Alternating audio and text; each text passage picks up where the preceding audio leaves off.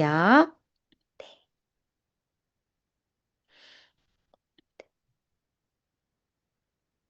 네, 잠시만요. 네, 프레젠테이션.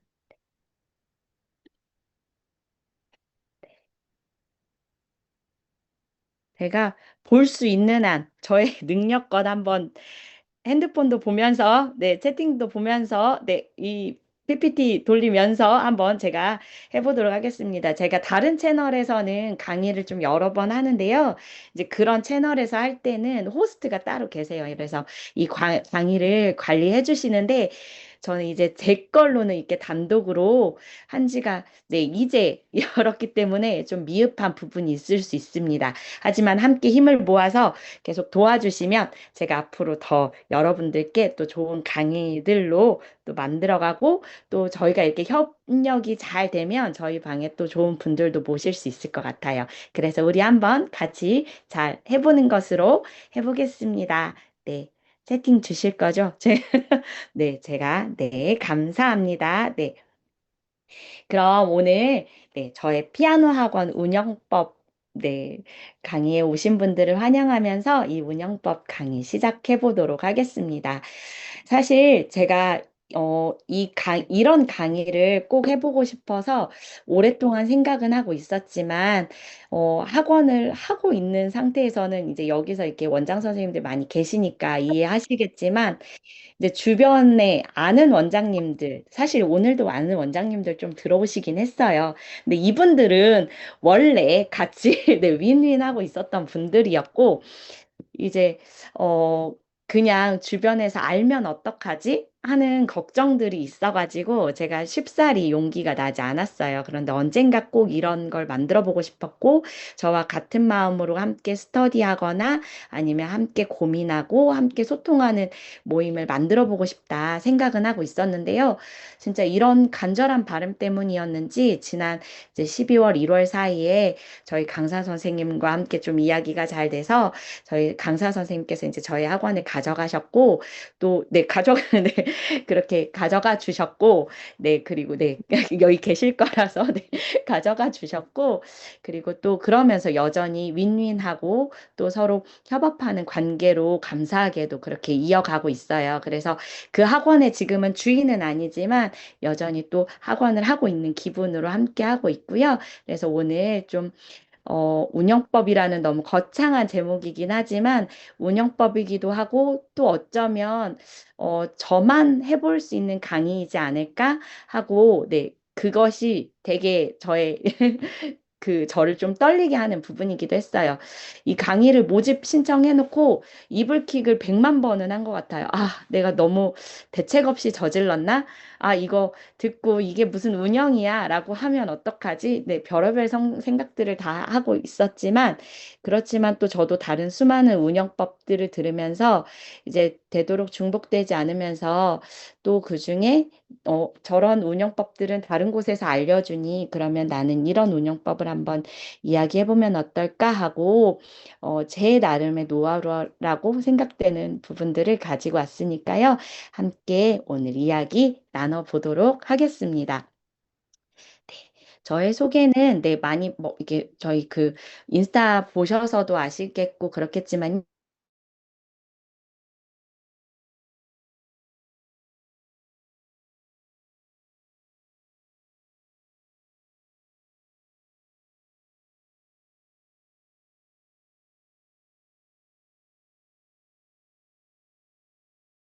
강사부터 이제 뭐 교육지원청 강의들, 교육지원청에서 이제 뭐 이렇게 방과 후 했는데, 좋다! 이런 평가가 있어서 또 교육청이 이렇게 들어가고, 아무튼 그래서 이렇게 그런 수업들을 하게 됐고요. 그리고 지금 작곡가로도 활동을 하고 있습니다.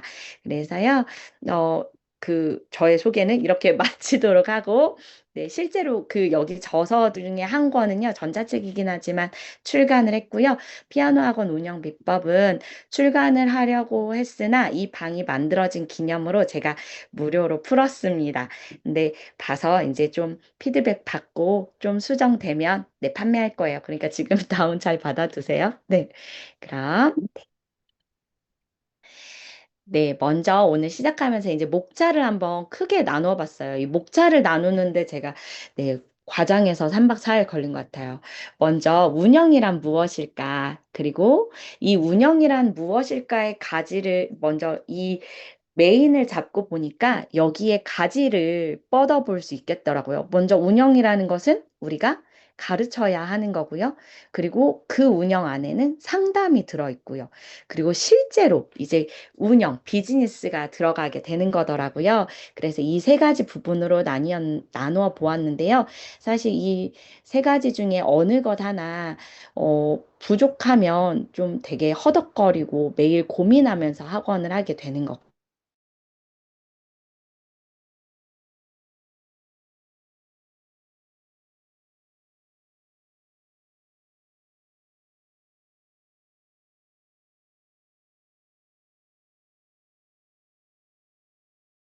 는 학원을 하는 듯 안 하는 듯 학원을 출근하는 듯 안 하는 듯 하면서 네, 좀 약간 상관하고 그리고 아이들을 좀 그전보다는 좀 한 걸음 떨어져서 보는 것이 사실 제가 좀 행복하더라고요. 그래서 아, 아이들을 가르친다는 게 이렇게 행복한 거였구나라는 것을 요즘 좀 그러니까 책임감이 없다는 표현, 네, 여기 선생님 계실 거라서 자꾸 신경 쓰이지만 이해하고 들어주세요. 이 어떤 그 재정적인 막 지금 당장 막 뭘 나가야 되고 월세 내야 되고 강사비 내야 되고 막 그 사이에 막 관리비들 막 이런 것들 없이 좀 학원을 본다는 게 되게 행복한 일이긴 하더라고요. 그렇지만 네, 여전히 그 고충을 안고 또 이 밤에 쉬셔야 하는 시간에도 오신 선생님들 을 알고 있기 때문에 한번 이야기해 보겠습니다. 혹시 지금 끊기시나요? 그런 분들 계시면 한번 네, 괜찮으신가요? 네. 이게 끊기는 것이 개인 그 인터넷 환경 때문이실 수 있더라고요. 네. 네. 안 끊기시죠? 그렇다면 조금 인터넷이 잘 되는 곳으로 가시면 좋을 것 같아요. 그 부분은 제가, 네, 네, 감사합니다. 네. 그럼. 혹시 오늘 채팅창으로 나는 지금 학원 운영 몇 년 차다. 교습소 몇 년 차다. 아니면 학원 운영은 아니지만 나는 지금 레슨 몇 년 차다. 한번 학원 운영이면 학원 운영, 녹화본은 안 되세요. 녹화하시면 안 되고, 녹화본은 따로 다들 이렇게 드리기로 했거든요. 그래서 저희, 네, 네, 네, 우리, 네, 네, 감사합니다. 2년이시고요. 네. 네, 여기 고수가 계셨어요. 30년 차신데 이걸 들으시면 제가 너무 부담스럽습니다. 네. 아, 네. 강사 포함해서 20년이라고 하시면 저랑 비슷하실까요? 아까 다른 사정 때문에 지금 저희 카톡을 주고받았는데 너무 젊으셨는데, 네. 아, 네. 교습소 1년 차, 네. 1년 차는 저는 늘 네, 책 맞고 살았던 것 같아요. 네. 막 학부형, 예상 네, 못한 상담 하나 하고 나면 나윤이랑 하은이 죄송한데 벌써 음소거 부탁드립니다. 이은하님, 응. 네, 음소거 부탁드려요. 네, 네, 교습소 2년, 20년 차시고요. 네, 6개월 차, 11년 차시고요. 네. 네, 그러니까요. 진짜, 네, 저보다 더 고수가 계셔서 제가 이제 갑자기 무슨 말을 해야 될지, 네, 좀 말문이 막히긴 하지만, 네. 아, 따님이셨군요. 네, 네, 알겠습니다. 네, 네, 김금진님. 네, 네, 학원 11년 차시고요. 네. 어, 뭐죠? 저는 학원 1년 차, 2년 차 때는 단골 병원에서 이렇게 수액을 수시로 맞고 콩쿨 신청서 보내고 수액 맞고 콩쿨 끝나고 수액 맞고 막 늘 엄청 그렇게 지냈던 것 같아요. 그 이후에 학부형들을 조금 이길 수 있을 때 좀 비로소 마음이 좀 자유로워졌던 것 같습니다. 어, 그러면 먼저 학원 운영이란 무엇일까? 한번 네, 이 쟁쟁한 저희 다 합치면 100년이 넘는 지금 네, 연차를 가지고 있어요. 200년 될 것 같아요. 네. 네, 우리 한번 이렇게 한번 똘똘 뭉쳐 봅시다. 네. 네, 학원 운영이란 무엇일까요? 혹시 나에게 학원 운영이란 무엇일까? 나만의 정의가 있다 하시는 분은 한번 또 채팅 한번 남겨줘 보시겠어요? 좀 되게 왠지 철학적인 것 같고 왠지 좀 어려운 듯한 네, 질문이죠. 쉬운 듯 하면서도 네, 어려워요. 사실은 그냥 생업이다 해도 좋고요. 아니면 나에게는 네, 맞아요. 생계수단. 저도 사실 시작은 그랬거든요. 생계수단이었고 맞아요. 항상 어려운 것 같아요. 그리고 예, 그러니까 매번 바뀌면서 저도 진짜 20년이 넘었고, 그러니까 학원 운영은 10년이었지만 아이들 20년 넘어가면서, 네, 네, 맞아요. 너무 포괄적이지만 그냥 내가 딱 꽂히는 그 말 한마디. 네, 맞아요. 이것도 정말 진짜 철학적이고 너무 와닿는 대답입니다. 네, 사랑 공부고, 네, 요즘이 제일 힘든 것 같아요. 그리고 항상 해마다 저는, 와, 올해가 제일 힘들어. 올해가 역대급이야. 항상 역대급인 것 같아요. 근데 갈수록 더 그러지 않을까 하는 생각이 들어요. 아이들도 하나하나 너무 힘들고, 생각해보면 제가 처음 가르쳤던 그 학생들이, 맞아요. 엄마들이 정말 역대급이에요. 정말, 와, 어떻게 저렇게 참신한 저런 상담을 할 수 있지, 정말. 와, 저렇게, 네, 그냥 우리끼리지만, 와, 저렇게 진짜, 아, 무개념이구나. 진짜 이런 것도 정말 많이 겪게 되는 것 같아요. 그리고 아이들도 정말 그렇고요. 저도 정말 별의별 일들이 다 있었어서 여러분이 한 번도 겪어보지 못했을 일도 한번 제가 공개해 보겠습니다. 그러니까 여러분들에게도 다 그런 사연이 한 가지씩, 우리 마음에는 다 그런 사연을 하나씩 다 안고 있을 것 같아요. 그런데 저에게 이런 운영이란 지금 우리가 말하는 이 모든 꼴을 다 내 일로 받아들이는 게 운영인 것 같아요. 와, 그 꼴을 내가 다 받아들이는 것. 그냥 내가 정말 이렇게 힘들지만 그 꼴을 다 받아들인다. 와, 내 애들이 아직 예쁘다면 그것은 아직 네, 너무 희망이 있습니다. 저는 그 중간에 진짜 좀 이렇게 역대급 일을 한번 겪으면서 진짜 아이들도 막 보기가 싫었던 때가 있었어요. 그래서 음, 정말 이렇게 좀 치료를 받아야 되나 할 정도의 일도 겪은 적이 있거든요. 그래서 아직 아이들이 이쁘다면, 네, 더 멋진 원장님으로 오르실 수 있을 것입니다. 자, 그러면, 네. 어, 그러면 한번 생각해 봅시다. 네, 저의 정의는 그렇습니다. 학원 운영이란 그 모든 꼴을 다 내 일로, 내 것으로 받아들이는 것. 그렇다면 한번 고민해 볼게요.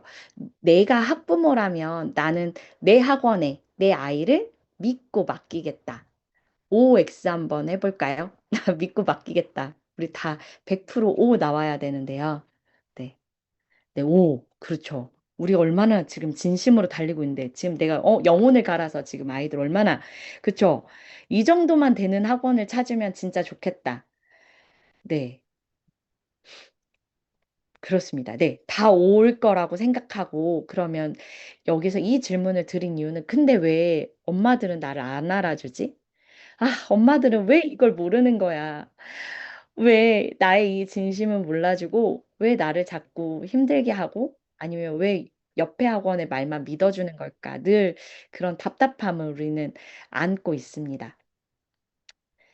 그렇다면, 네, 우리가 한번 이걸 생각해 볼게요. 아까, 조용히 해. 네, 음소거 부탁드립니다. 네, 네, 네. 우리 학원의 먼저 운영의 본질을 한번 생각해 볼게요. 운영의 본질, 무엇일까요?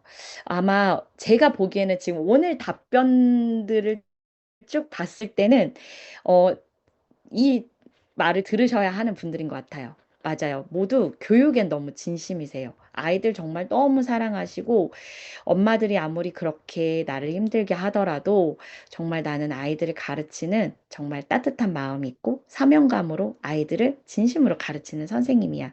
그런 마음들을 다 안고 계시는 선생님들이실 거예요. 사실 이 밤에 정말 아까도 말씀드렸지만 쉬어야 하는 이 10시가 넘은 이 밤에 이 공부를 한번 해보겠다. 내가 운영법을 한번 배워보겠다. 하면서 이 자리에 컴퓨터를 켜고 앉으신 선생님들이라면 사실 정말 가르치는 데 진심이신 분들일 거예요. 그런데 왜 나는 어렵지? 사실 조금 민망하지만 어쩌면 이 얘기를 할 때 내가 왠지 너무 속물인 것 같이 느껴지지만, 네, 그렇지만 우리가 정말 솔직하게 우리는 좀 돈을 버는 이런 비즈니스라는 마음을 가져야 하는 것 같아요. 어쩌면 엄청 잘 되는 그 학원은 비즈니스를 잘하고 나는 그냥 어, 어느 편에 사실 돈이 잘 벌리지 않을 때는 너무 힘든 사실 그런 진심을 마음을 안고 있으면서도 그렇지만 또 아이들을 볼 때는 정말 내가 나를 갈아서 막 갈아 넣는 그런 선생님들이 아니실지. 그래서 우리가 운영은 좀, 또 교육도 있지만 비즈니스라는 것도 놓치지 않아야 되지 않을까 이런 생각을 합니다. 그런데요, 또 이 교육에도 우리가 놓치고 있는 부분이 혹시라도 있을지 한번 생각해 보시면 좋겠어요. 우리가 교육도 좋지만, 그러니까 가르치는 것도 너무 좋지만, 우리는 성장을 이끌어내야 해요. 우리가 자녀들을 키우고 있어요. 자녀들을 키울 때는 우리가 부모 교육이라는 것도 막 배우면서요. 어떻게 하면 좋은 부모가 될까? 막 부모로서 공부를 막 해요. 그런데 부모로서 공부를 막 하는 것에 사실은 진짜 담긴 의미가 무엇일까요? 내가 정말 좋은 부모가 되려고 하는 걸까요? 본질은 우리 아이를 잘 키우는 것이 본질이에요. 그러니까 우리 아이를 잘 성장시키는 게 본질이에요. 근데 가끔은 내가 부모로서 막 배워가는 것이 더 본질이 되는 경우도 있어요.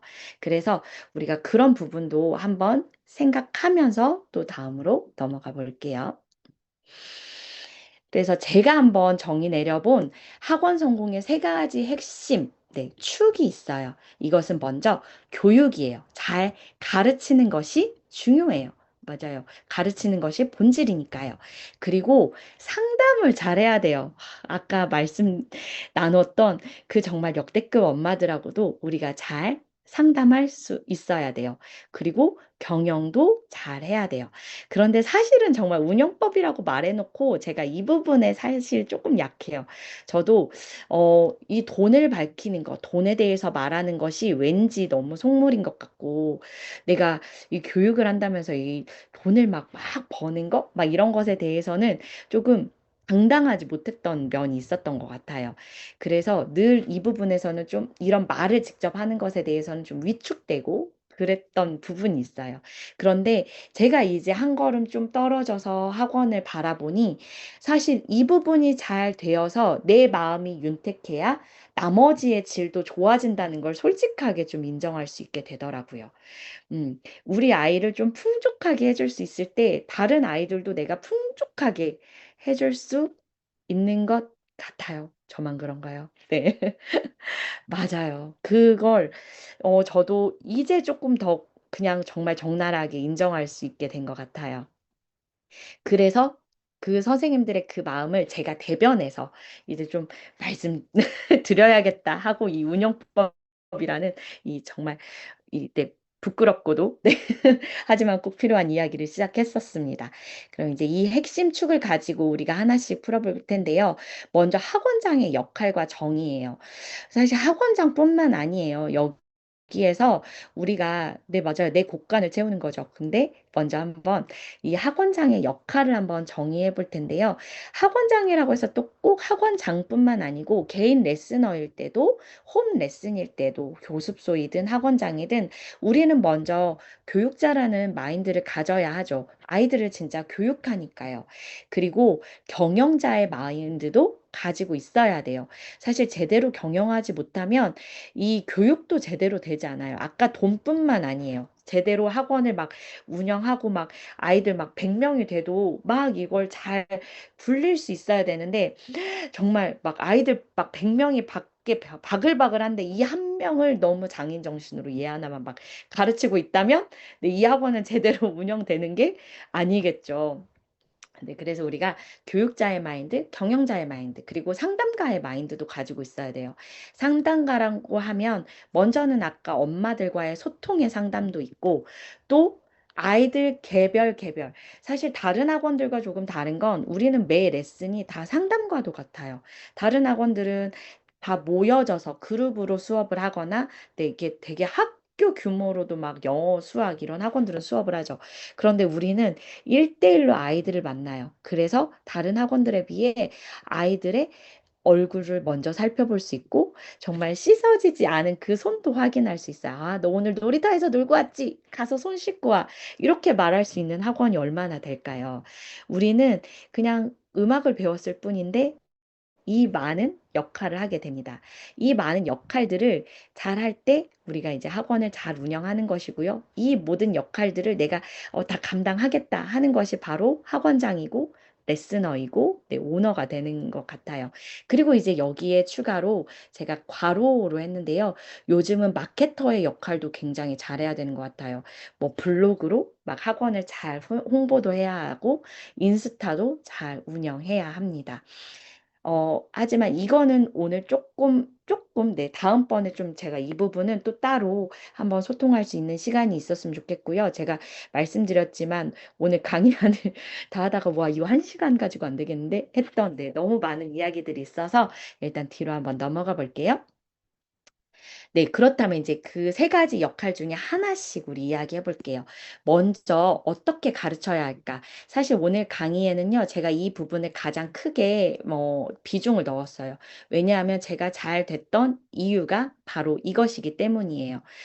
물론 다른 것도 안 했다고 뭐 못했다 이건 아닌데요. 제가 이 부분에 많이 중점을 두다 보니 이것이 사실 마케터의 역할을 했어요. 잘 가르친다, 아이들의 결과가 좋다.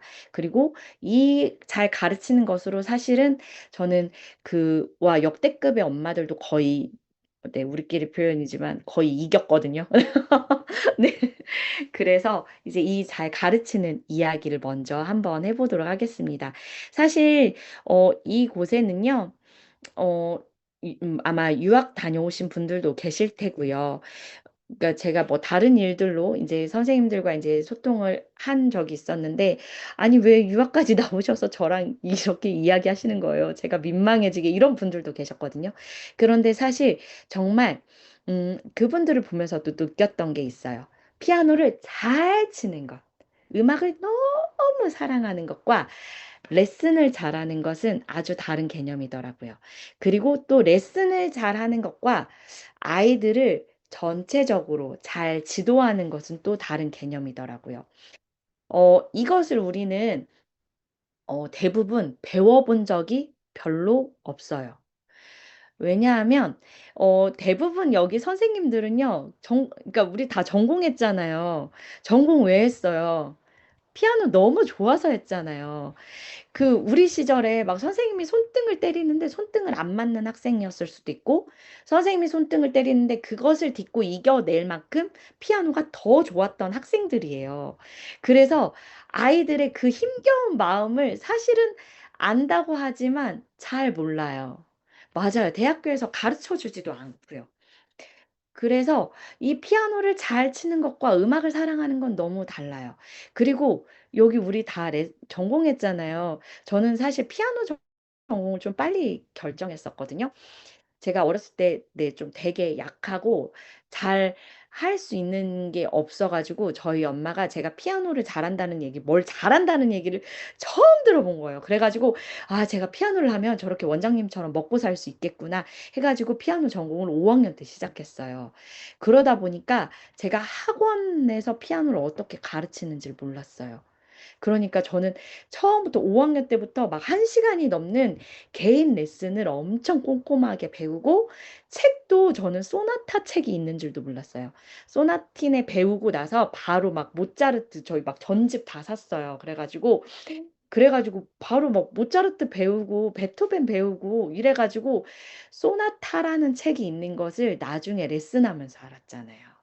우리는 이렇다고요. 전공을 해서 사실은 이 학원의 생태, 학원에서 아이들이 얼마큼 배워야 하는지 이런 걸 잘 몰라요. 그래서 아이들을 너무 잘 가르쳐요. 이게 문제라면 문제예요. 어, 이제 아시다시피 제가 이제 인스타도 조금 성장을 하고 있고, 그래서 이 부분들도 제가 이제 배웠거든요. 근데, 그렇다고 하더라고요. 무엇을 배운다는 것은, 기초 과정의 사람이 초보를 가르치는 것이 가장 효과적이래요. 그러니까 그러니까 잘 못하는, 그러니까 이 눈높이 교육으로 얼마큼 필요한지를 아는 것이, 그러니까 우리에게 배움을 받는 사람들의 니즈를 아는 것이 되게 중요하다는 거예요. 그런데 우리는 네, 막 전공 레슨 받아가지고 막 대학교에서 막 그 벌벌 떨면서 레슨을 받아가지고 막 위클리를 막 준비하면서 레슨을 받아가지고 네, 그 아이들의 오늘 레슨에 이 적은 양을 레슨하는 방법을 사실은 잘 몰라요. 그래서 아이들을 때때로는 이렇게 잘 가르친다는 명목으로 좀 힘겹게 할 때도 있어요. 그래서 이제 그 수위를 어떻게 조절할 것이냐, 이 부분을 한번 보려고 하는데요. 네, 제가 이걸 두 번 넣나 봐요. 네. 네, 먼저 선생님들 맞아요. 대학교에서 안 배웠으니까 우리가 한번 네, 죄송해요. 네, 이게 지금 난리네요. 네, 네, 네. 먼저 어떤 교재 사용하시나요? 한번 채팅창으로 나는 어떤 교재를 사용하고 있다. 한번 시간이 벌써 10시 반이네요. 죄송해요. 갈 길이 먼데. 네, PPT가 40장이 넘는데 이제 10장이네요. 네, 죄송해요. 빨리 달려볼게요. 피아노 아카데미아요. 맞아요. 아카데미아 너무너무 좋아요. 저도 사실은 너무너무 사랑하는 교재여가지고, 네. 또, 네. 어떤 교재를 사용하시나요? 그럼 아카데미아를 학원에서 사용하시나요? 아, 샤이닝 피아니스트. 네. 음, 네. 하늘 자전거. 네. 반가운 교재들 이름이 막 올라오고 있습니다. 그러면 혹시, 네. 그 교재를 선택하신 이유가 있으신가요? 네. 그냥 나만의 이유가 있다. 네. 어드벤처 너무 좋아요. 저는 어드벤처를 그 개인 레슨 할 때는 어드벤처만 썼었어요, 옛날에. 음.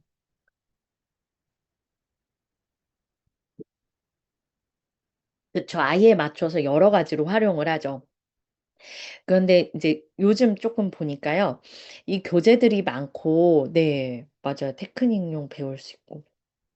이 교재들을 보다 보니까요. 선생님들이 그냥 어떤 기준 없이 여기엔 안 계시겠지만, 기준 없이 사용하시는 분들도 계시긴 하더라고요. 그러니까, 요즘 뭐가 되게 좋다. 또 뭐가 이렇게 아이들께 유행한다 하면 이렇게 사용하시기도 하시더라고요. 그런데 우리는 그 교재를 선택한 이유가 분명히 있어야 돼요. 그것이 이제 우리의 교육 철학이 되고, 네, 우리의 교육적 원칙이 됩니다. 만약에 나는 테크닉을 되게 중시하고 아이들을 기초부터 되게 탄탄하게 가는 것이 너무 중요하다고 생각해. 그리고 그것을 가면서 음악성도 함께 같이 가지고 가고 싶어.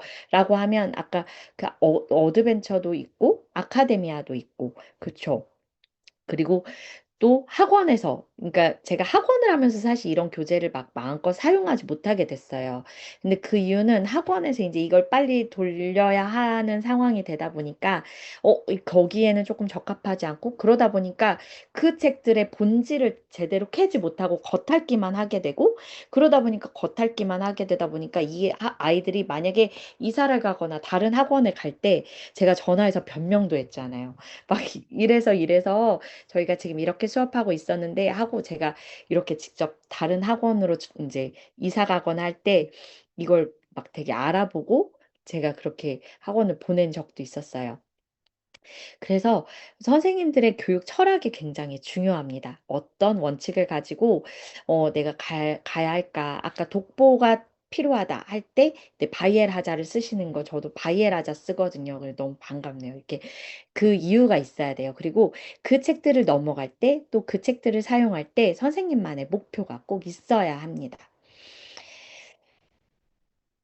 그래서요, 저만의 이제 교육 철학이 있었는데요. 저는 일생에 한 번은 피아니스트를 꿈꾸게 하는 것, 학원.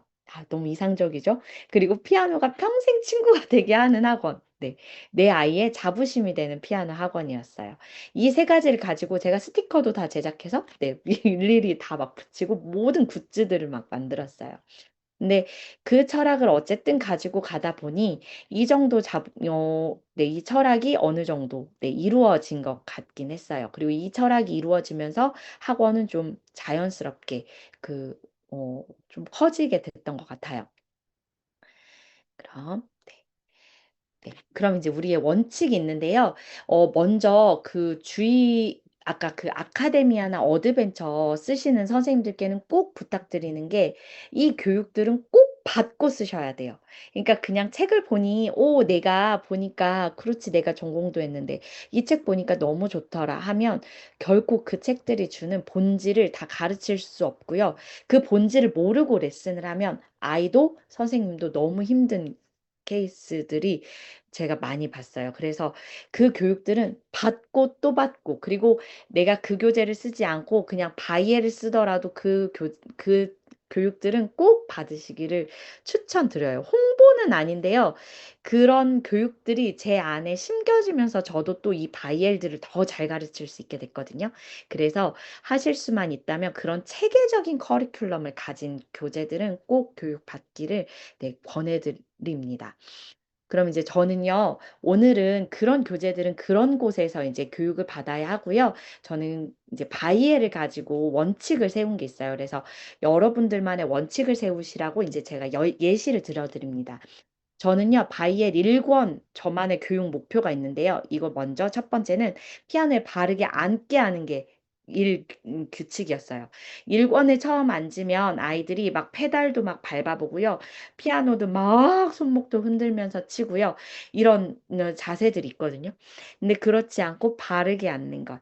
그러니까 식사 예절이 있듯이 피아노에도 앉는 예절이 있어 하고 이렇게 자리에 앉게 잘 착석하는 것만으로도 저는 바이엘 1권의 아주 훌륭한 교육 목표를 이루었다고 생각하고요.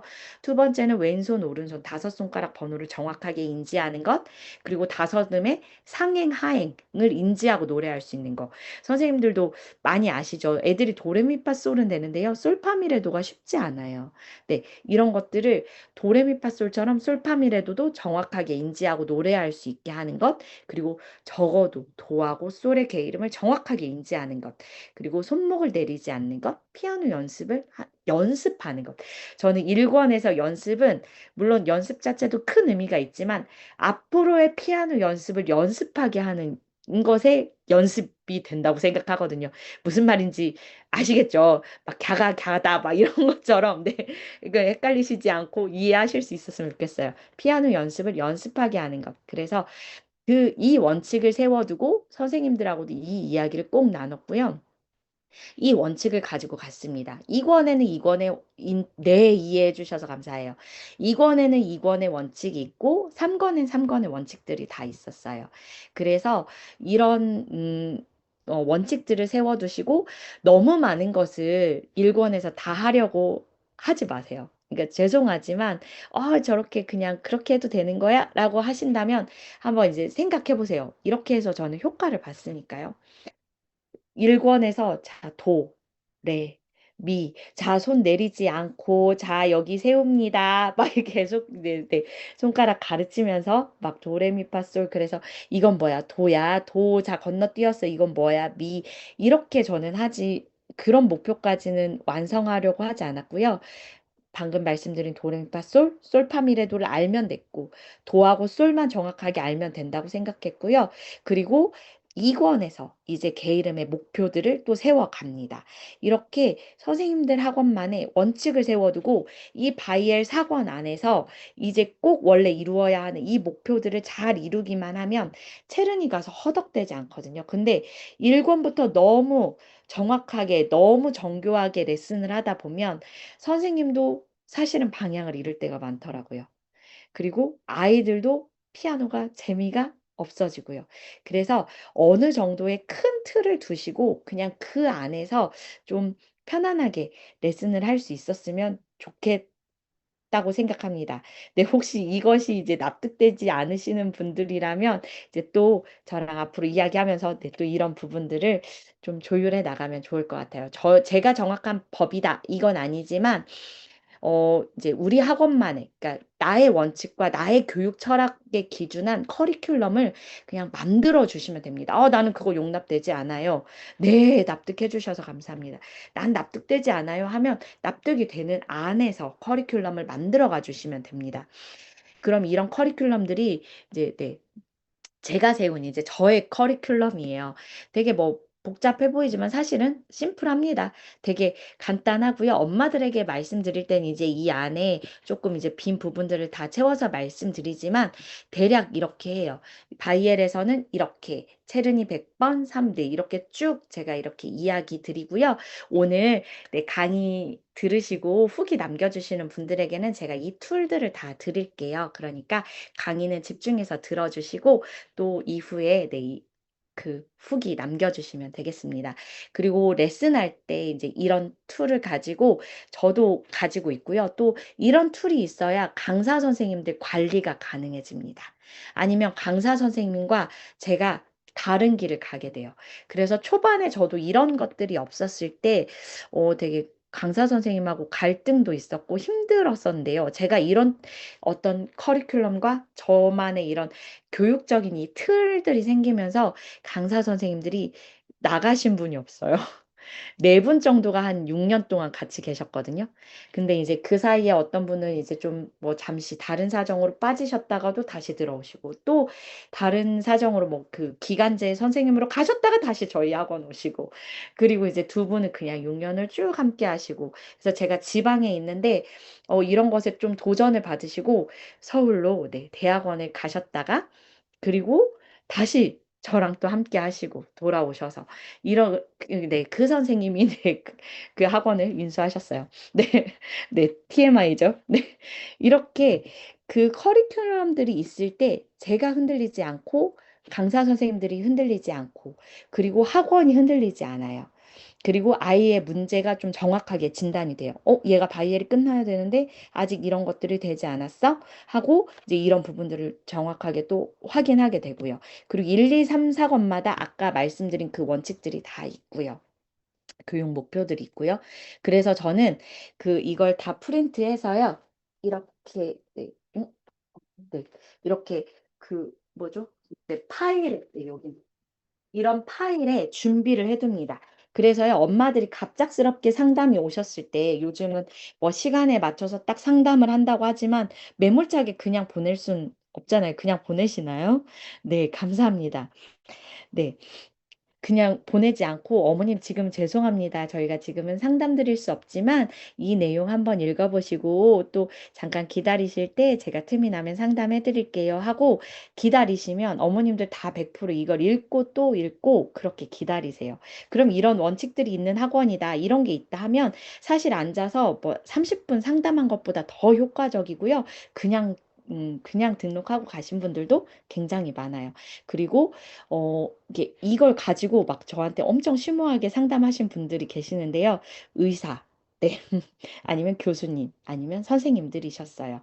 그래서 그분들은 저에게 따지기 위해 상담한 게 아니고, 이렇게까지 상담할 수 있는 학원이라면, 이런 커리큘럼을 가지고 있는 학원이라면, 내가 아이의 전반적인 부분을 한번 물어봐도 좋겠다 하고, 학원 하게 되면, 그러니까 아이하고 이제 실제로 레슨하게 되면서 벌어질 어떤 일들에 대해서 어머님께서 먼저 정보 주시고, 충분히 저하고 상담하시고 그냥 신뢰를 얻고 갔거든요. 그래서 이런 걸 꼭 프린트하셔서 이렇게 넣어놓으시는 것도 큰 팁이 됩니다.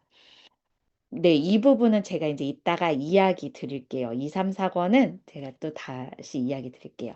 그리고 이제 제가 거기에 청사진, 네, 그 전자책 보신 분들은 아시겠지만 개인별 청사진을 그려 나간다고 했어요. 사실 말이 저도 그거 해놓고 제가 이불킥 한 것 중에 하나가 바로 청사진인데요.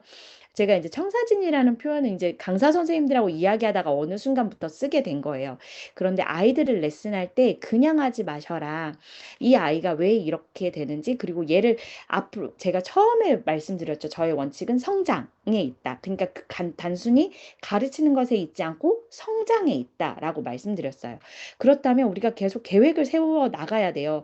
이유식 할 때 어떻게 하시나요? 초기를 하고 나면, 얘를 이렇게 몇 숟가락 먹이고 나면, 며칠 먹이고 나면, 내가 중기 이유식을 해야겠다. 너무 옛날인가요? 너무 혹시 과거의 아기를 키우셨다면 공감이 안 되실지 모르겠지만, 네, 우리가 그런 계획표들을 세워 나가면서 아이들을 키워가죠. 그리고 아이 성장 발달 표들을 계속 검색합니다. 그래서 여기에 맞게 크고 있는지 저희 아이가 아기 때 좀 몸무게가 잘 늘지 않으니까 제가 병원에 데리고 갔고 병원에 가니까 소고기를 꼭 하루에 이 엄지손가락만큼 먹이시라고 진단을 받았어요.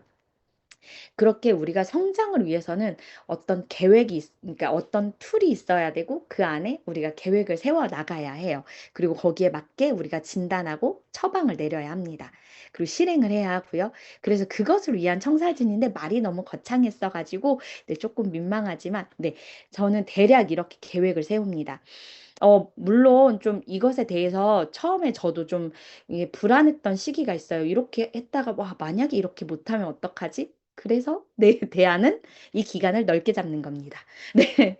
그러니까 저는 이제 이 아이를 보면 우리가 사실 각이 나오잖아요. 얘는 '아 얼마나 피아노 얘 오래 하겠다. 얘 오래 못 하겠다.' 아니면 '얘는 빨리 하겠다. 얘는 빨리 못 하겠다.' 우리 다 지금 이렇게 네. 이렇게 나오잖아요. 지금 연차가 지금 우리 합쳐서 지금 100 년이 넘어요. 네. 그런데 그것을 그냥 사실은 좀 이 아이를 고민하면서 내가 얘를 어떻게 키워내겠다는 계획도 되고요. 얘는 좀 빠르겠으니까 내가 이렇게 좀 계획을 세워서 얘를 끌고 가야겠다. 이런 계획도 되고요. 그리고 그것을 나 혼자만 생각하는 게 아니고 엄마에게도 알려주는 겁니다. 아, 제가 아이를 이렇게 키워 나갈게요. 하고 엄마에게 말씀을 드리는 거예요. 그런데 이렇게 꼭 통보를 드리는 것이 중요한 이유가 먼저는 이렇게 통보를 드려야 솔직히 퇴원을 하지 않습니다. 그러니까 선생님이 1년 계획을 줬어요. 1 년은 믿고 기다립니다. 중간에 물론 어려움이 있고 좀 그런 과정들이 있지만 사실 나도 '얘가 왜 어려운지 모르겠어.' 하는 경우가 있죠. 근데 계획이 있으면 한번 진짜 해 보세요. 계획이 있으면 좀 감이 생깁니다. '얘가 왜 어렵지? 아 이 과정에서는 지금 개 이름을 이렇게 봐서 그런가? 아 아니면 얘가 지금 요즘 학원들이 많아서 아 원래 같았으면 지금 여기까지 넘어가야 되는데 지금 다른 학원들 때문에 피곤해서 그런가?' 그렇다고 한다면 그런 진단이 나왔을 때 빨리 어머님께 먼저 선수 쳐서 상담을 드리는 겁니다. "어머님 제가 우리 민준이에 대해서 민준이하고 요즘 피아노 하면서 좀 네 이렇게 드리고 싶은 말씀이 있어요. 아니면 민준이 요즘 피아노 잘하고 있는데 또 어떻게 하고 있는지 어머니 궁금하실 것 같아서 제가 말씀드립니다." 먼저 이야기하면요. 엄마들이 다시 선생님을 믿고요. 선생님이 세워준 그 계획 안에서 적어도 또 기다려 주시고 또 기다려 주십니다. 그래서 아이가 저는 이런 것을 좀 계획 세워 놓은 이후에 얘가 좀 피아노 힘들어해요." 막 이런 상담은 사실 교육에 관심이 크게 없는 엄마들 아니면 그러니까 제가 한 말을 귀뚱으로 듣고 그냥 이렇게 상관하지 않는 엄마들 아닌 이상은 대부분 어 믿고 기다려 주시고 "아유 선생님 어련히 알아서 하시려고요." "그럼요. 그렇게 기다려야죠." 대부분 이렇게 하셨거든요. 그래서 선택하시는 거예요. 그냥 내가 먼저 선수 쳐서 얘를 계획을 세워 두면 이후에 그 엄마들한테 시달림을 안 받고 아니면 그냥 하다가 갑자기 시달리면서 갑자기 '아 얘가 왜 안 됐지?' 막 고민을 할 것인가. 이제 이건 선생님들이 선택하시는 겁니다. 근데 저는 이것을 하면서부터 진짜 이렇게 교육의 권위가 생긴 것 같아요. 그래서 저에게 무리하게 하는 엄마들은 정말 거의 안 계셨고요. 심지어 진짜 아까 제가 이제 '와 진짜 이렇게 역대급 학부모인가?' 하는데 그거는 학원과 상관없는 일이었거든요. 그러니까 교육과 상관 있는 일이 아니고 그 외부적인 일이었어요. 그런데 그럼에도 불구하고 그 엄마하고 외부적으로 부딪혔음에도 불구하고 저희 학원을 포기를 못 하셔 가지고 '와 왜 우리 학원을 계속 보낼까?' 하면서도 우리 학원을 보내셨어요. 다른 곳에서는 이런 걸 제시해 주지 않기 때문이었어요. 그래서 좀 선생님들이 사실은 못하실 것이 하나도 없거든요. 그런데 이 아이를 두고 '내가 이 아이를 어떻게 키워갈 것인가? 어떻게 성장시켜 갈 것인가?'를 고민해 보시면 좋을 것 같아요. 그러니까 처음에 인제 제가 "이런 걸 한다." 하고 말씀드리니까 이렇게 몇몇 분이 채팅으로 인제 이렇게 저 개인톡으로 질문 주셨는데 이런 것을 잘못 인제 이해하시고 이렇게 콩풀 같은 제안으로 이해하셨나 봐요. 그래서 제가 오늘 이것을 인제 이렇게 결국 말씀드리게 됩니다, 장황하게. 근데 콩풀 같은 계획이 아니에요. 정말 그런 성과 위주의 거의 다 네. 이렇게 성과 위주의 계획이 아니고 '얘를 앞으로 어떻게 키워갈 것인가.' 하는 계획이고요. 여기, 네, 금지님 질문처럼 개개인이 다 있나요? 하는데요. 사실 이런 계획표를 세워줘야 하는 경우가 있고요. 또 그냥 굳이 이렇게 세워주지 않아도, 그러니까 좀 고학년 올라가고 그러면 굳이 이것을 세울 필요는 없는데, 말씀은 드려요. 어머님, 이제 우리 금지가 체르니 30번 들어갔어요. 30번 들어가면서 이제 소나티네를 함께 병행하게 되는데, 금지는 좀 원래 자유로운 곡들을 좋아해요. 그래서 이런 틀에 들어가면 조금 힘들어할 수도 있어요. 하지만 결국은 우리가 어떤 질서 안에서 배워가야 아이가 탄탄하게 배울 수 있답니다. 그래서 금지가 좋아하는 곡들도 함께 하지만 또 이렇게 정확한 질서가 있는 곡들도 함께 병행해 나갈 거예요.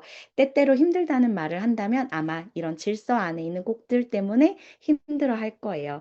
그럴 때 저에게 말씀해 주시면 제가 그 부분 조율해서 가도록 하겠습니다. 하지만 아이가 소화해낼 수 있다면 당분간은 이 모든 것을 병행하면서 나갈게요. 하면 네, 대부분 애가 힘들대요. 이렇게 말씀하진 않으세요. 이런 포트폴리오를 제가 주는 경우는요, 거의 다 이제 좀 초급일 때 주거나 아니면 이렇게 다른 학원에서 처음 왔을 때, 이 정도 그런 경우에 말씀을 드려요. 그리고 이제 오래되고 한 30번 정도 되면 이제 대부분 말씀으로만 드립니다. 그리고 이제 30번 정도 넘어가서 이제 처음에 이렇게 막 드렸더니, 네, 안 보시더라고요. 네, 그래서 네, 이제 어련히 알아서 하겠지 하고 이제 저도 그런 것에선 좀 힘을 빼는데요. 그렇지만 이제 간단한 텍스트라도 조금 꼭 정리를 해서 이런 부분은 선생님들하고는 꼭 이야기 나눕니다. 강사 선생님들하고. 그래야 선생님도 이제 아이를 원장 선생님 얘 막 힘들어해요 할 때 이제 그 원인을 우리가 함께 찾을 수 있고 또 방향을 찾을 수 있기 때문에 함께 이야기 나눕니다. 그리고 네. 저는 이제 저의 이제 그 교육의 원천이라고 하면요. 안보를 꼭 시킵니다. 이것은 이제 제가 그 제가 교육학을 지금 두 가지 했잖아요. 교육 석사를 두 가지 했는데요.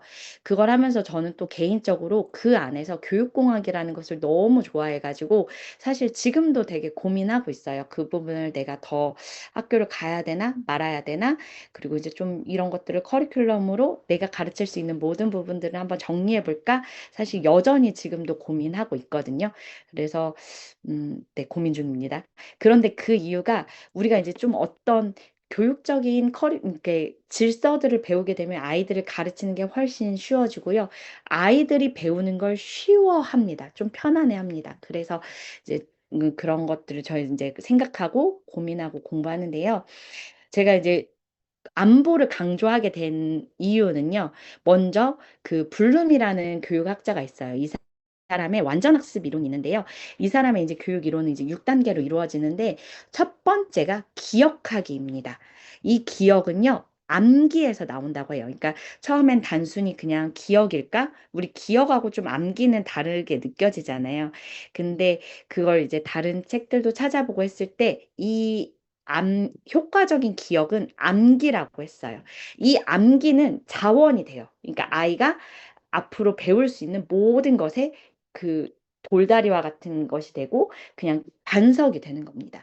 이 반석 위에 이제 아이가 여러 가지들을 쌓는 거예요. 경험도 쌓고 또 실행도 쌓아보고 또 여러 가지 창의성도 쌓아보고 그래서 최종 목적은 이제 여기에서 창작까지 이루어내는 거예요.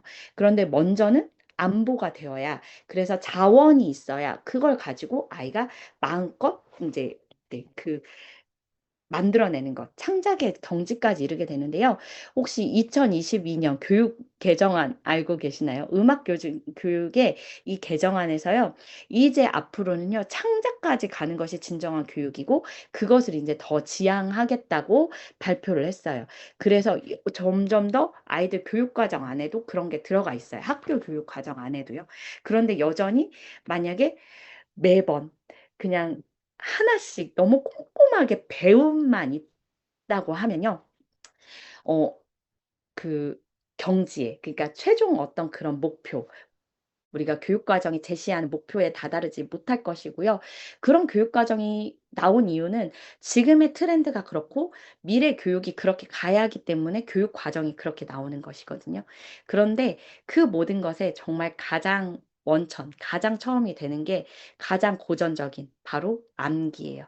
그래서 저는 안보를 필수로 하고요. 이 안보를 하는 원칙도 있긴 있어요.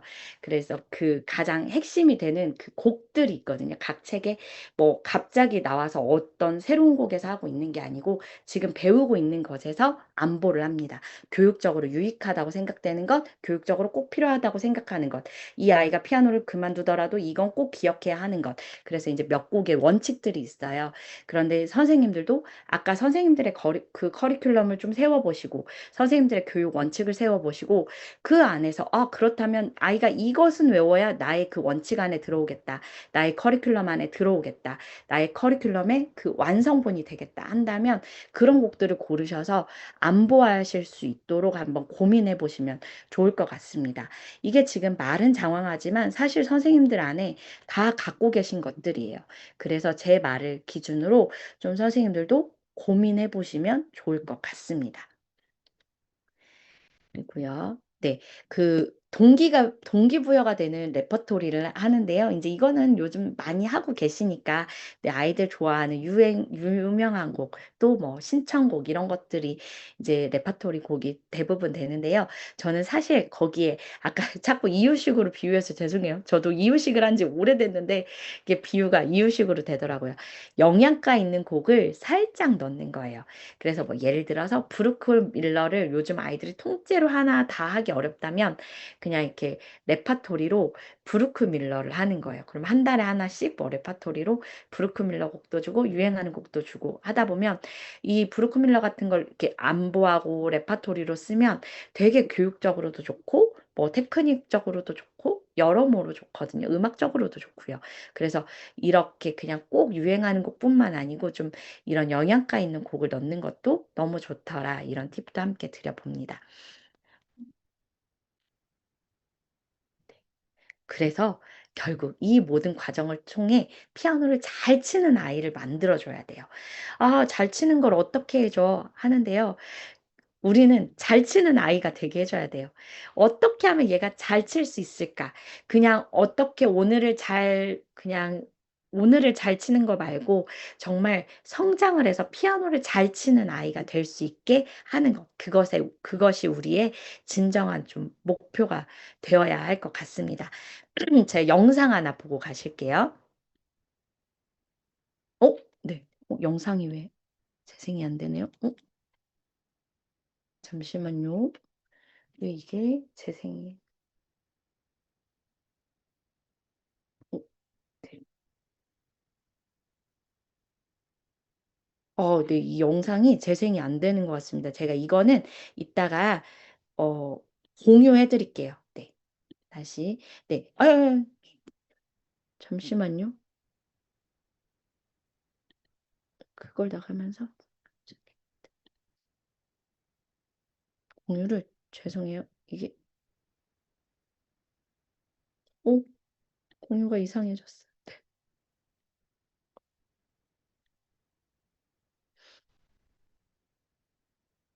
혹시 화면 잘 보이시나요? 죄송해요. 갑자기 그걸 하려면서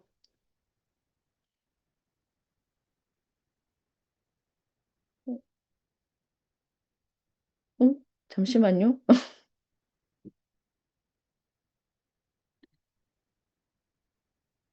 음. 네, 화면 네, 감사합니다. 답변해 주셔서.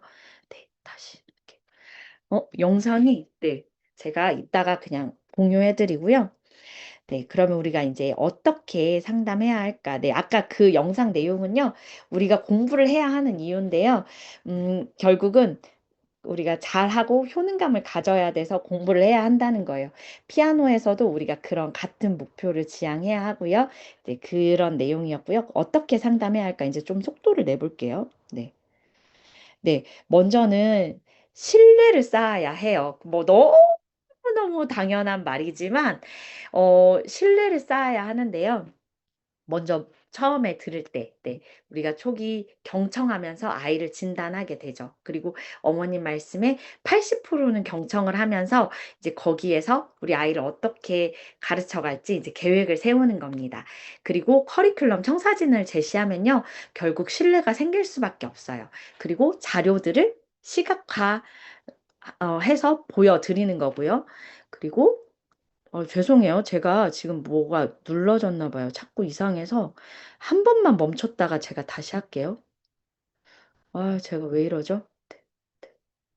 아까 영상이 안 나오면서 제가 좀, 네, 갑자기 멘탈이 죄송합니다. 연약한 멘탈이었어. 네, 그래서 다시 한번, 네,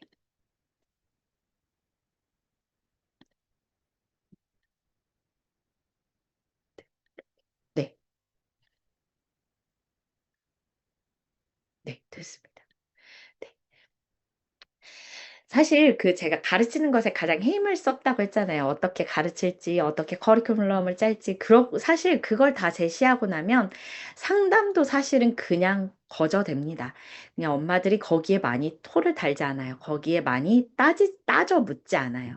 그래서 그런 자료들을 반드시 시각화해 주시는 것이 좋습니다. 이 3단계처럼. 그러니까 나중에 정말 친밀해지고 신뢰관계가 두터워지고 엄마들도 저를 신뢰해서 더 이상 무엇을 시각화로 보는 것조차 피곤해 할 때는 더 이상 하지 않아도 돼요. 그런데 그 이전에 우리가 신뢰를 쌓기 전까지는 좀 그런 자료들을 시각화해주면 좀 수월하다. 이제 이 말씀을 드리고 또 질의응답을 좀 잘 해주시면 좋아요. 어머님들께서 그냥 그러면 우리 아이는 그 뭐 재능이 있나요? 저 막 그런 것도 막 많이 물어보시잖아요. 소질이 없는데 계속 해야 될까요? 뭐 몇 학년까지 해야 될까요? 막 이런 거 이런 질문들 막 하시잖아요. 그럴 때 그냥 언제나 좀 그 아까 많이 배워두라고 했잖아요. 그런 많이 배워둔 자료들을 가지고 좀 어머니들께 여유 있게 대답을 해주시면 그 또한 신뢰가 쌓이는 기술이 되고요. 무엇보다 제가 가장 또 강조하고 싶은 것 중에 하나는 함께를 강조해 주셔야 돼요. 일방적으로 나한테 보냈으니까 내가 이렇게 가르치니까 그냥 이렇게 합시다가 아니고 저는 이렇게 가르칠 겁니다. 그런데 어머니께서는 이렇게 도와주세요. 아까 말씀드린 것처럼 좀 힘들다거나 그럴 때는 반드시 그 질서 안에 배우는 것들이 우리 자유분방한 민준이에게는 힘들 거예요. 그럴 때 어머니께서 저에게 말씀해 주시면 제가 그 부분은 조율해서 가르치겠습니다. 아이와 잘 조정해 보겠습니다.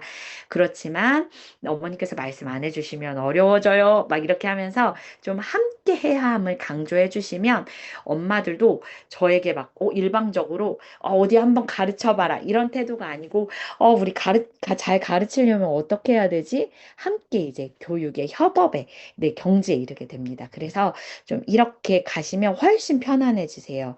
그리고 나중에 아무 말 안 하고 있다가 갑자기 꿍 해가지고 아유 우리 이제 다음 달부터 그만둘 거예요. 이런 말씀 하지 않으세요. 그리고 그만두실 때도 정말 엄청 예의를 갖추시고 못해서 그만두는 게 아니고 이제 학원이 너무 많아졌고 그렇기 때문에 그만둔다고 엄청 정중히 말씀해 주시고 또 그런 아이들이 방학 때도 꼭 옵니다. 그래서 좀 이런 함께 협업하는 그러니까 엄마와 우리의 어디 나는 돈을 주니 너는 가르쳐 봐라 이런 대치의 관계가 아니고 함께 협업할 수 있는 걸 강조 드려보고요. 그리고 전자책에서 이게 상담 프로세스와 학부모 유형별 맞춤 상담은 한번 참조해 보시면 좋을 것 같아요. 제가 여기다 적으려다가 그거는 결국 말로 풀어도 똑같고 아마 보시면 다 이해가 되실 것 같아서 그 부분은 좀 패스하고 네, 지나가도록 하겠습니다. 그리고 이 모든 과정들, 아까 가르치는 것과 이 신뢰를 쌓는 것, 이 모든 것의 가장 핵심은 주도권 싸움입니다. 그런데 이 모든 것을 시각화하고 또 제가 정확한 커리큘럼을 가지고 있고 아이를 매번 진단하고 평가해서 또 앞으로 어떻게 그 진단한 것을 기준으로 내가 어떻게 가르치겠다를 어머님께 말씀드리면 이것은 주도권이 우리에게 옵니다. 그래서 상담이 쉬워집니다. 그리고 상담을 별로 하지 않습니다. 그냥 처음에나 한번 하지 나중에는 일방적으로 제가 보고만 드립니다. 피드백으로 그러면 되게 쉬워져요. 그리고 이 신뢰를 쌓고 이렇게 상담하면 아까 꼭 말씀드렸던 5단계 그러니까 마지막에 함께 그 협업 저절로 이루어집니다. 그래서 이렇게 선생님들도 좀 편안해지셨으면 좋겠습니다. 가르침의 기준이 있으면 주도권을 가져올 수 있습니다. 레슨의 주도권, 교육의 주도권. 이것을 그러면 어떻게 내가 그런 커리큘럼을 가지고 가나, 청사진을 가지고 가나, 꼭 커리큘럼을 세우라는 것, 뭐, 청사진을 만들으라는 건 아니에요. 제가 이 채팅창에도 여러 번 단톡방에도 말씀드렸는데, 그냥, 우리 선생님들도 이제 이런 방법 중에 하나구나라고 배워가시면 돼요. 오늘 이 저의 방법을. 그리고 이제 여러분만의 방법을 이렇게 만들어 가시기 위해서 주도권을 가진 방법을 만드시기 위해서는 다양한 레슨법을 계속 배워 나가셔야 합니다. 그리고 교육학에 대한 공부도 절대 놓쳐서는 안 됩니다. 교육 트렌드도 놓쳐서는 안 됩니다. 아까 제가 교육과정 개정안 이런 것들, 이런 트렌드를 알기 위해서는 그런 것들도 알아야 하고요. 그리고 전체 교육이 어떻게 흘러가는지 그런 것들을 꼭 아셔야 되고요. 교육학에 대해서도 아셔야 하고요. 그리고 뭐죠? 갑자기 그 생각이 나서요. 정승재 선생님 아시죠? 그 티처스에 나오는 수학 선생님, 티처스의 선생님 계시는데 그 수학 선생님이 하시는 얘기가 혼자만의 시간에 뭐 하시는지 들어보신 분 계신가요? 그분은요, 혼자 있을 때 수학 문제 푼대요. 그 감을 잃지 않기 위해서. 요즘 문제집의 감을 잃지 않기 위해서. 또 요즘 아이들이 어떻게 푸는지 그것을 알기 위해서 혼자서 수학 문제를 푼대요. 우리도 마찬가지입니다. 뭐 피아노 연습하는 것도 너무 좋죠. 사실은 이 피아노 연습도 꼭 하긴 해야 되는데 그분은 이제 그걸 통해서 책들을 분석하고 문제도 분석하는 거거든요. 우리도 계속해서 새로운 책이 나오면 쳐보고 그런 책들의 어떤 세미나가 있다고 하면 들어보고 또 이런 요즘은 이제 운영법들 되게 많이 나오잖아요. 운영법들 많이 들어보시고 그래서 저게 나랑 맞아 하는 것들을 나의 자원으로 가지고 오셔야 그래야 주도권이 생깁니다. 꼭 주도권을 가지고 좀 편안하게 학원을 운영하셨으면 좋겠습니다. 휘둘리지 말고요. 그리고 수시로, 그리고 정기적으로 피드백을 꼭 해주셔야 합니다. 그냥 뭐 하고 있는지 모르겠다. 이게 제가 이것에 대해서 좀 이렇게 막 강조하게 된 이유가 맘카페에서 보면 이 피드백에 대해서 특히 피아노 학원 이야기가 많아요. 그러니까 뭐 하고 있는지 모르겠다. 뭘 하는지 모르겠다. 영어는 영어나 수학은 좀 그런 피드백들이 잘 되고 사실 이런 피드백에 관한 강의들도 제가 보니까 굉장히 많더라고요. 그리고 이제 뭐 어떤 그 프랜차이즈 프로그램을 어떤 걸 쓴다 하면 그 안에서 이런 그 피드백들을 주게 되는 그런 그 툴들도 다 있더라고요. 근데 피아노는 진짜 각계 전투잖아요. 우리는 그런 뭐 어떤 대형의 힘이 별로 없잖아요. 그래서 우리 스스로 해야 하는데 그래서 커뮤니티가 필요하지만 그래서 제가 드리는 건 이제 수시로 정기적으로 피드백을 드려라. 저는 결제하러 오시면 꼭 피드백을 드립니다. 그냥, 선생님, 이거 카드예요. 그러면 그냥, 어머님, 민준이가 오늘은 뭘 배웠는데, 아니면 어제 뭘 배웠는데, 그거 되게 잘하더라고요. 집에서 꼭 들어보세요. 아니면 어땠는지 이야기 들어보세요. 물어보세요. 라고 꼭 말씀드리거든요. 그냥 그렇게, 그냥 그런 말이라도, 그러니까 구체적으로 뭘 지금 배웠다. 진도를 나가지 않았는데, 뭘 드릴 말씀이 없다. 이러지 마시고 그냥 지금 배우고 있는 것 안에서 피드백을 드리면 좋고요. 그리고 어머님 원래 우리 3개월 안에 민준이가 바이엘 1권을 끝내기로 했는데 한 달 만에 다 끝났어요. 이렇게 그냥 이야기해 주시면 어, 이제 그 또한 너무 어머님들께도 기쁨이 되고 우리도 뿌듯해지고 또 아이도 만족스럽고 그런 피드백을 계속 들으셔야 합니다. 들으시면 좋은 게 아니고, 네. 그리고 마지막, 어떻게 운영해야 할까? 이것은 사실은 그냥 저는 숫자가 몇 명이라도 아이의 상태를 기억하고 있는 것이 그냥 운영법의 저의 절대적인 방법이었다고 할 수 있어요. 왜냐하면 이것을 가지고 아까 말씀드릴 때 결제할 때 만약에 엄마가 결제할 때 멈칫했을 수도 있어요. 아, 이번 달 결제할까 말까? 아, 그냥 그만 다닐까 말까? 그런데 저의 피드백이 들어가면 고민하지 않고 홀린 듯이 결제합니다. 네. 바로, 아유, 와, 막, 그럼요, 그럼요. 아, 선생님, 제가 알죠. 이렇게 하면서 엄마들이 네, 저의 운영을 더 쉽게 해줍니다.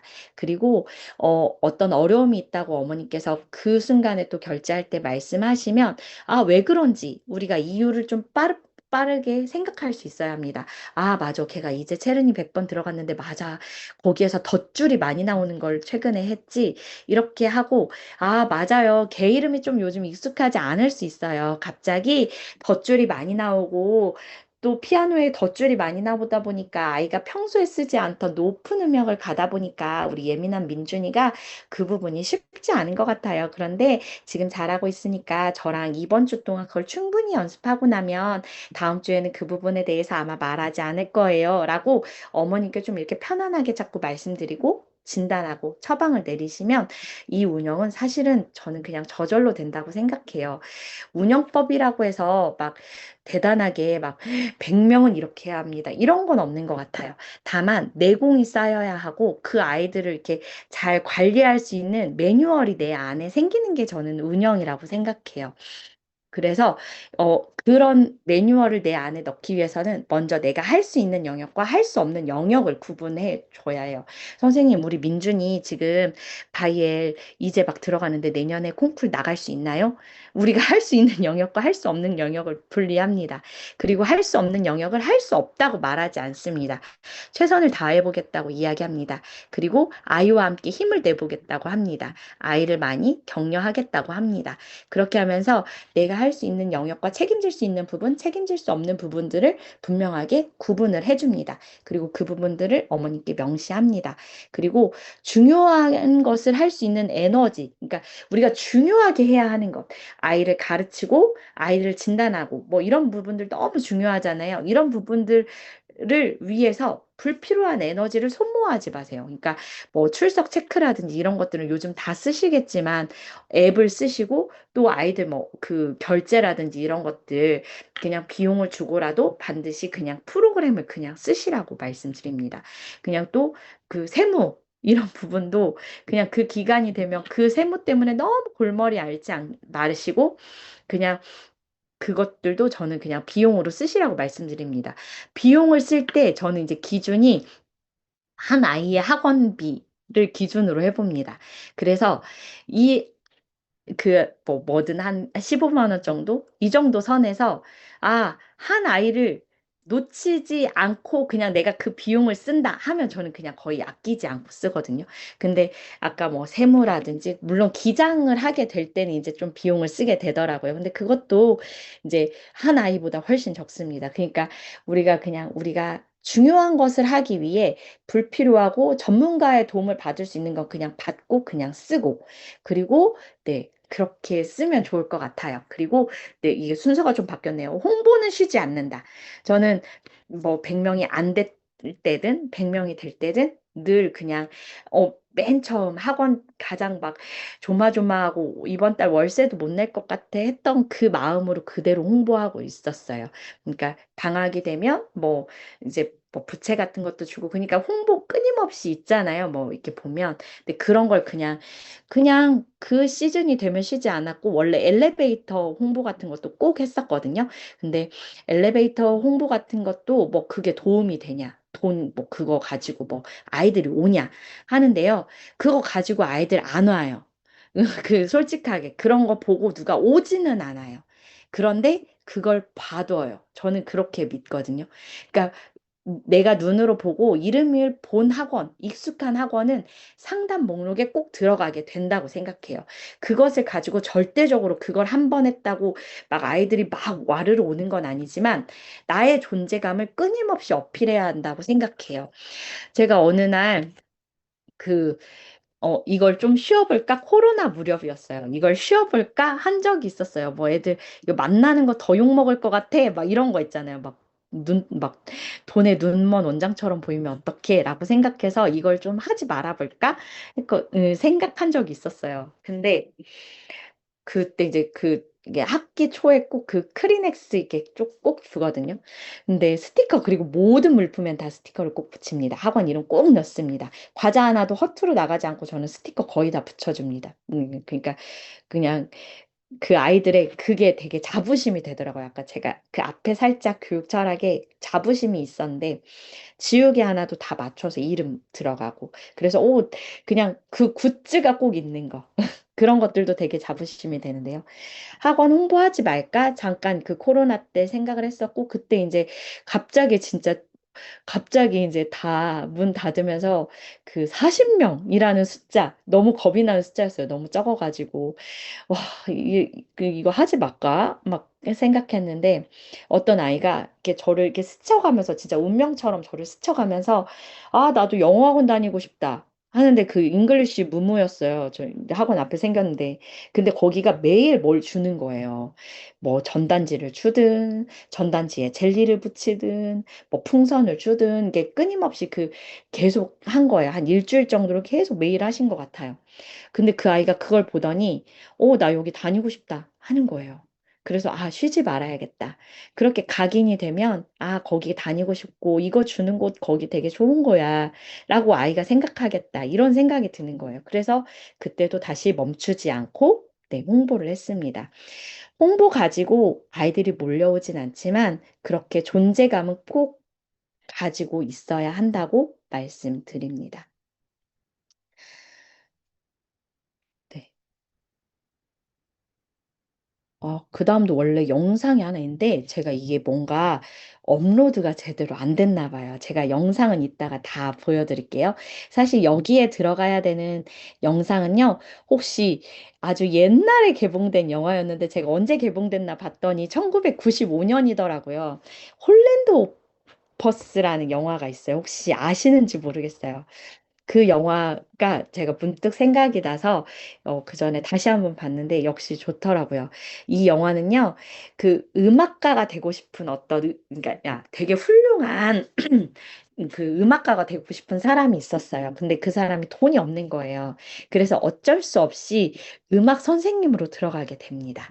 그런데 거기서 늘 막 불만을 가져요. 내가 지금 이걸 할 때가 아닌데. 그래서 학교에서 무슨 제안을 줄 때마다 아니, 난 안 됩니다. 나는 바쁩니다. 학교에서 어떤 제안을 할 때마다 다 거절을 하고 되게 바쁘게 자기 음악 세계에 막 빠져 들어가요.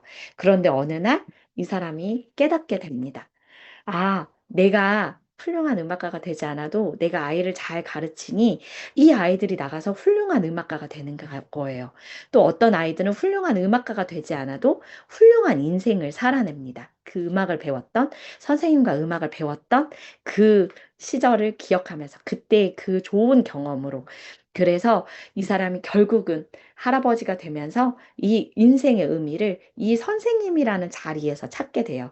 그리고 마지막 그 오프스거든. 그 홀랜드 오프스, 홀랜드 선생님의 그 작품 번호가 돼요. 이 학생들이 다 모인 곳이. 그래서 이 작품들이 다 모여서 이 선생님의 마지막 그 은퇴 연주회를 해줘요. 이 선생님이 지휘를 하고 이 학생들이 모두 연주를 합니다. 그리고 결국 이 아이들의 모든 이 연주가 선생님 인생의 작품 번호가 됩니다. 되게 아름다운 영화인데요. 사실 너무 옛날 영화여가지고 자료가 있을까 하고 막 영상을 찾아봤는데 있는 거예요. 그래서 혹시 기회가 되시면 이 작품을 한번 보셔도 좋을 것 같습니다. 전공을 하시면서 아마 많은 꿈들을 안고 전공을 하셨을 거예요. 피아노가 너무 좋아서 난 피아노 치는 게 너무 좋고 너무 행복해서. 그런데 결국 그것을 가지고 내가 생업을 해야 한다니. 그것이 때로는 그래서 우리가 돈에 대해서 당당하게 말하지 못하는 것이 있었을 수도 있어요. 아, 내가 이것으로 이렇게 생업을 한다니. 아, 이렇게 작품 세계를 하는 어떤 친구들도 있고, 동료들도 있고, 또 저런 사람들도 있는데, 나는 그냥 이렇게 생업을 해야 하고, 이렇게 엄마들 비유 맞추고, 아이들 비유 맞추고, 이렇게 살아야 한다니. 어, 전 그런 적도 있었거든요. 학원 앞에 소변을 보고 가는 사람이 있는 거예요. 이상하다. 이게 무슨 일일까? 그리고 어떤 변태일까 봐. 이걸 찾아내기 위해서 막 CCTV를 모든 각도로 찾아냈는데 그냥 어떤 아이였어요. 학원 아이였어요. 알고 보니까 그러니까 엄마에게 말은 하지 않았지만 이제 거꾸로 이제 루트를 찾아가 보니까 아이가 좀 우울증이 있었던 거예요. 그래서 이제 그런 행동을 했었는데 결국은 이 아이가 중3까지 피아노를 배웠어요. 어, 그리고 피아노를 칠 때 이제 레슨을 받고 아이가 막 자기만의 이제 막 연주를 막 해요. 엉망으로 하기도 했는데 그런데 그것이 점점 결이 골아지더라고요. 그러니까 다듬어지더라고요. 그러니까 그 아이의 시간을 기다려주고 이 아이를 기다려주니 결이 맞아지더라고요.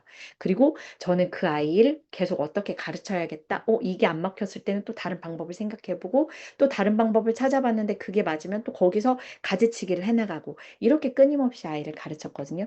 아이는 중3까지 피아노를 쳤고 자기가 가장 좋아하는 건 피아노라고 했어요. 그리고 자기는 전공을 할 수 있는 사람은 아니라고 했어요. 자기에 대해서도 정확하게 진단을 했어요. 하지만 피아노는 가장 사랑한다고 얘기해 줬어요. 그런 경험이 있었어요. 음, 우리 선생님들도 또 나름의 어떤 인생에 되게 원대한 목표가 있을 것이고, 지금도 그런 목표를 안고 학원을 하고 계시는 걸 수도 있고, 학원 안에 또 그런 의미를 두고 계신 분들도 계실 거예요.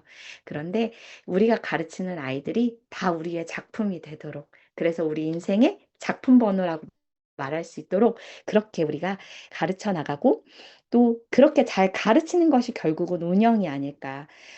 저는 그렇게 생각해 봅니다.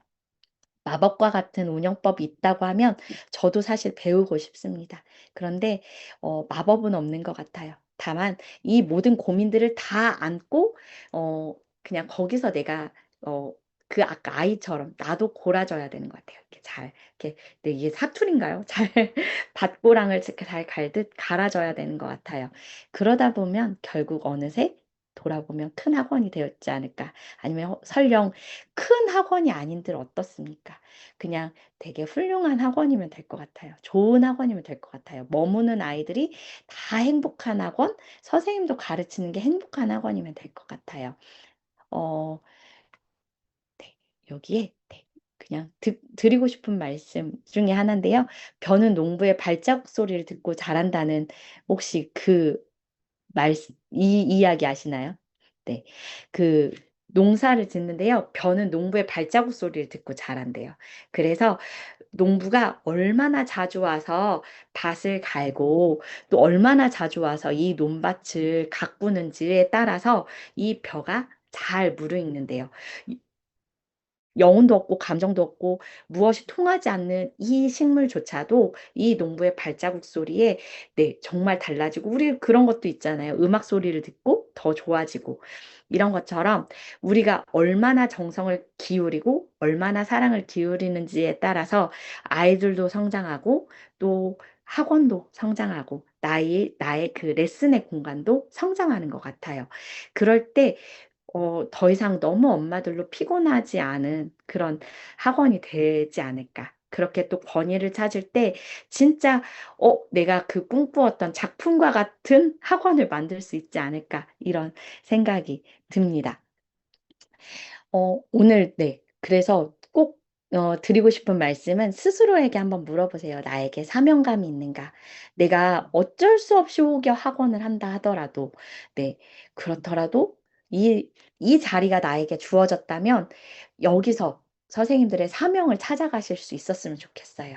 그리고 그 사명은 오늘 저는 이 한 가지 팁을 드렸지만 선생님들은 선생님들만의 강점으로 찾아가시면 좋겠어요. 저는 이제 교육학들을 이제 공부했고 하다 보니 저는 이 커리큘럼으로 짜고 그냥 이런 어떤 툴을 주는 게 저의 강점이라고 생각하고 그렇게 해서 학원을 운영해 나갔지만 또 어떤 선생님들은 자신만의 또 강점이 있을 수 있어요. 연주가 너무 탁월하신 분들은 아이들과 함께 좀 어떻게 연주로 더 제가 그 부분이 전문이 아니어서 어떻게 해야 될지는 잘 모르겠습니다.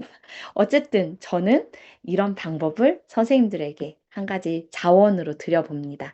선생님들도 나의 강점, 그것을 가지고 자원으로 가지고 시작하실 수 있었으면 좋겠어요. 그렇게 우리, 네, 고자경 선생님 말씀처럼 모두가 행복하고 좀 모두가 뿌듯하고 모두가 보람되고 그렇게 멋지게 학원을 할 수 있었으면 좋겠습니다. 네, 감사합니다.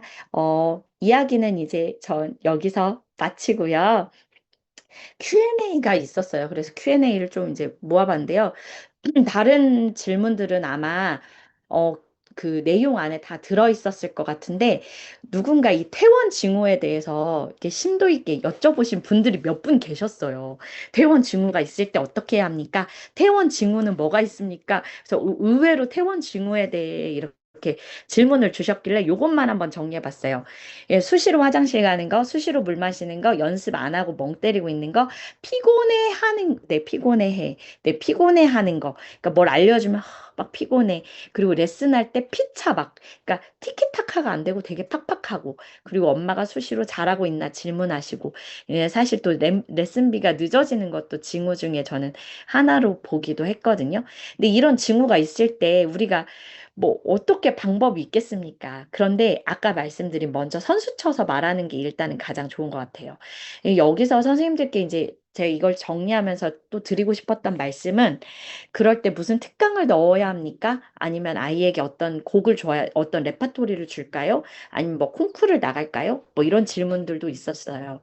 그게 약효가 얼마나 갈까요? 아이에게 선물을 줬어요. 약효가 얼마나 갈까요? 막 되게 이벤트를 막 뭘 했어요. 막 재밌는 이벤트. 약효가 얼마나 갈까요? 네, 그냥 그거 끝날 때까지입니다. 지속적이지 않아요. 어떤 이벤트는 지속적이지 않아요. 이벤트가 끝나면 그 약발도 떨어져요. 그리고 아니면 계속 이벤트로 가야 되는데 그러면 본질을 잃게 되고 전문성도 떨어집니다. 그러면 멀쩡하게 잘하던 아이들조차 동기부여가 엉뚱한 곳으로 갑니다. 이벤트 이제 없네. 그러니까 원래 피아노가 재밌어서 했던 아이들도, 아, 요즘은 선물 안 주네. 이제 안 하고 싶네. 이렇게 되는 거예요. 그래서 이 퇴원 징후가 있기 전에, 그냥 먼저 확인해 보는 겁니다. 어, 왜 요즘 좀 힘든가? 하고, 혹시 강사 선생님이 계속 레슨하고 있진 않나? 하고 확인하고, 선생님이 직접 들어가셔서, 원장 선생님이 꼭 들어가셔서 레슨하시고, 또 그렇지 않더라도 얘가 왜 팍팍했지 하고 그 부분을 꼭 연구해 보시는 겁니다. 얘가 개 이름 때문에 그런가? 아니면 뭐 내가 요즘 테크닉 이 부분을 말해서 그런가? 아니면 또 이 부분에 좀 얘가 이해가 부족하고 좀 이런 이론을 잘 모르는 거 아니야? 하고 꼭 진단하시고 거기에 대해서 대안을 만드셔야 합니다. 그리고 그 대안을 만드실 때 또 어머님께도 꼭 통보 드려야 합니다.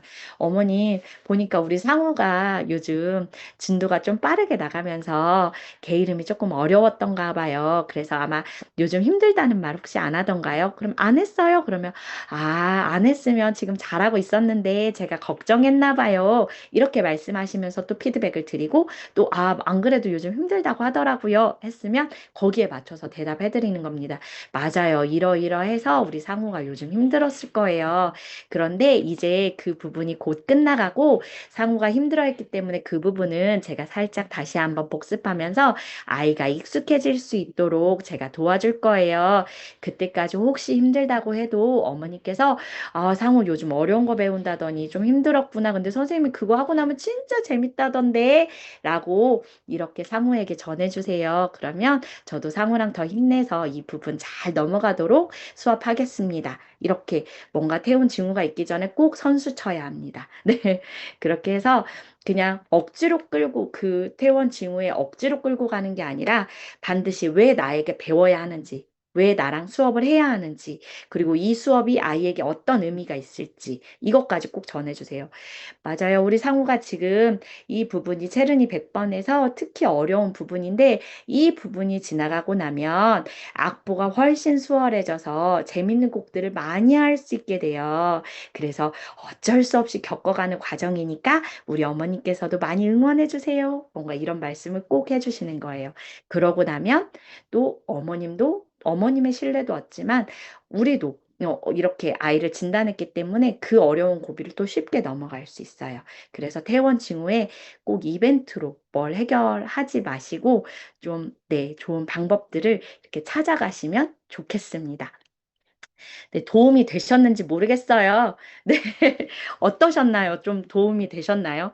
네, 마법 같은 방법이 아니어서 죄송합니다. 100명을 이렇게 모으는 겁니다. 이런 거 아니어서 죄송합니다. 그런데 그렇게 모으는 거 저는 의미가 없다고 생각해요. 이렇게 탄탄하게 모으면 아이들이 중학교까지 그만두질 않아요. 네. 여기, 네. 네, 너무 도움 되셨다면 저도 진짜 큰 도움이 됐고요. 또 큰